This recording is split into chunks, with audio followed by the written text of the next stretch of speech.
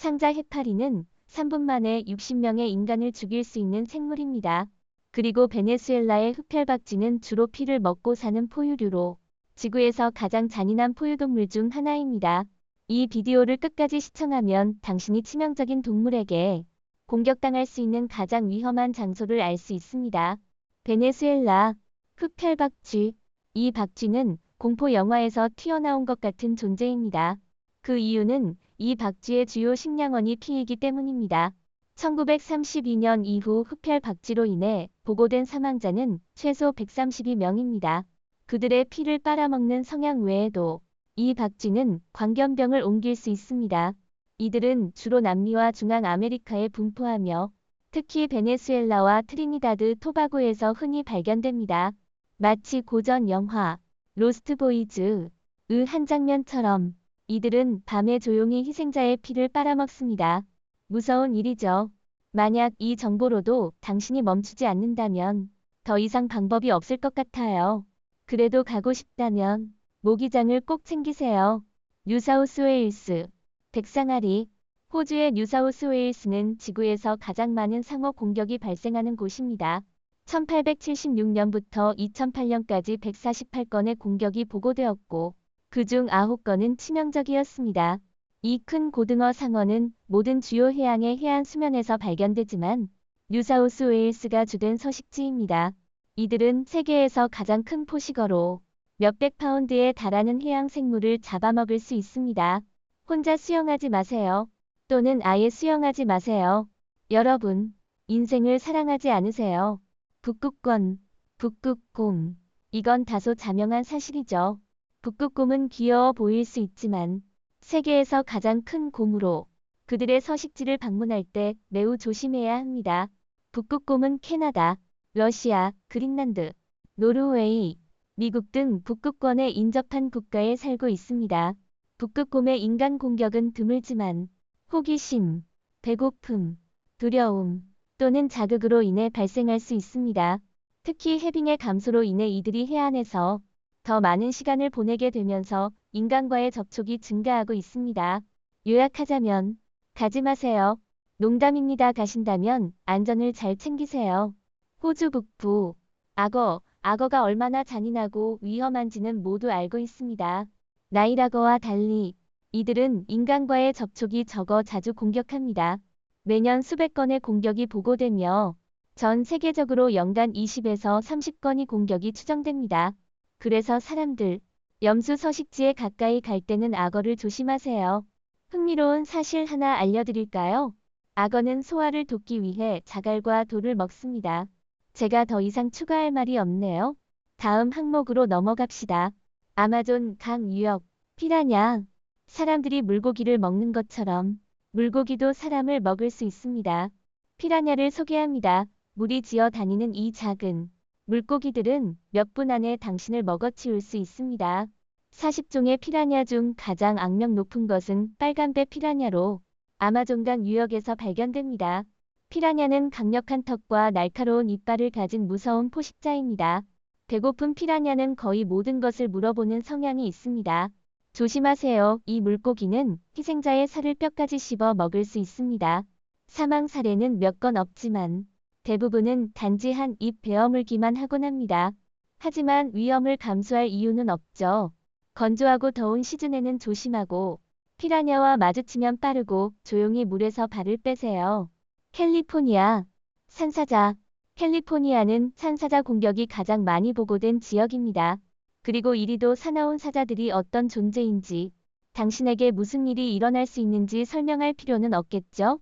캐나다와 미국에서 지난 20년간 80건의 사자 공격이 있었고 그중 12건이 치명적이었습니다.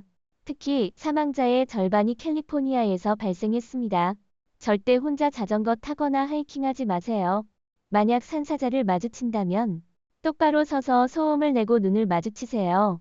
많은 전문가들이 사자를 보고 도망가지 말라고 조언합니다. 왜냐하면 사자는 쫓아가는 본능이 있기 때문입니다. 남부 아프리카 블랙맘바. 블랙맘바는 공격성과 잔인함으로 악명을 떨치는 뱀입니다. 이들은 자신이 사는 영역을 매우 공격적으로 방어합니다. 크기에 현혹되지 마세요. 성인 인간을 죽이는데 단 2방울의 독이 필요합니다. 그러므로 어린 블랙맘바도 매우 위험합니다. 물린 부위에는 약간의 부푸름과 통증 또는 약간의 화끈거림이 나타납니다. 시간이 지나면 혀와 턱의 통제력이 상실되며 발음이 어눌해집니다. 이후에는 시야가 흐릿해지고 졸음, 모든 근육 그룹의 마비, 정신혼란이 나타납니다. 그리고 결국 죽음에 이르게 됩니다. 남아프리카, 케이프 버팔로. 버팔로를 치명적인 위협으로 여기지 않는 경우가 많지만 이들은 매년 약 200명의 사망자를 초래합니다. 이들은 매우 예측 불가능한 성격을 가지고 있어 인간에게 매우 위험합니다. 아프리카 버팔로는 아시아의 물소와 달리 결코 길들여지지 않았기 때문입니다. 만약 케이프 버팔로를 화나게 하면 그것은 당신을 빙글빙글 돌며 따라다니고 완벽한 순간을 기다려서 두꺼운 뿔로 당신을 찢어버립니다. 또한 이들은 함께 싸우기 때문에 시속 35마일로 돌진하는 환한 케이프 버팔로 무리를 상상해보세요. 더 말할 필요 있나요?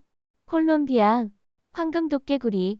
이 예쁜 개구리들이 무섭지 않아 보일 수 있지만 사실 이들은 지구에서 가장 독성이 강한 척추동물입니다. 황금 도깨구리는 콜롬비아 태평양 연안의 작은 열대우림 지역에 살고 있습니다. 한 마리의 개구리에서 나오는 베트라코톡신은 10명의 성인 남성을 죽일 수 있을 만큼 강력합니다. 황금 도깨구리를 물거나 핥으려는 자는 심각한 위험에 처할 것입니다. 단 한 가지 질문. 왜 도깨구리를 핥으려 하죠? 이 개구리는 포식자에 대한 유일한 방어 수단으로 독을 가지고 있지만 전달 시스템이 없어 피부를 통해서만 분비됩니다. 사망은 10분 이내에 발생하며 치료법이 없습니다. 호주 북부 해안, 상자 해파리. 아무리 예쁘게 보여도 작은 상자 해파리 하나가 단 분만에 60명을 죽일 수 있는 독을 가지고 있습니다. 그 통증은 너무나 강력해 인간 희생자들은 충격으로 인해 익사하거나 해안에 도착하기도 전에 심장마비로 사망하는 경우가 많습니다.